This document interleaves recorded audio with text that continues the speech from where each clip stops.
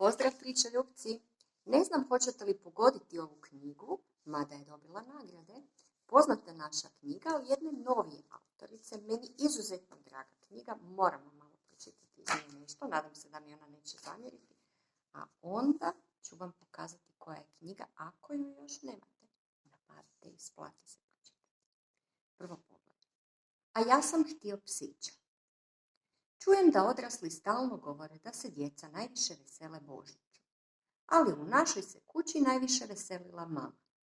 Nju božićno raspoloženje uhvati čim počne škola. U rujnu napravi popis darova. U listopadu, dok njezini učenici rade pletenice za dane kruha, mama kupuje kolaž papire i šljokičaste ljepila za izradu čestitke.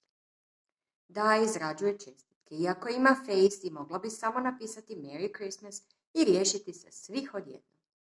U studenome su darovi već po kući, a mi se pretvaramo da ne vidimo da je Žanove tenisice za rukomet sakrila na najgornjoj polici za posuđe.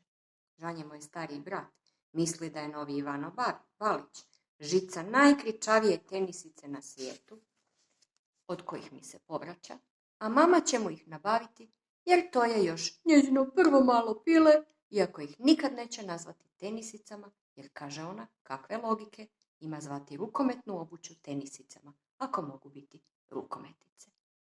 I tako dalje, i tako dalje. Prekrasna obiteljska priča sa strašno puno humora i možete ju čitati zajedno sa mamom i tatom i sa bratom i sestrom dapače.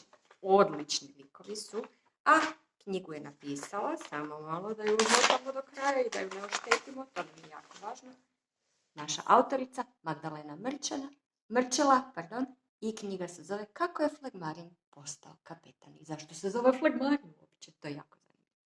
Otkrićete ako pročitate knjigu.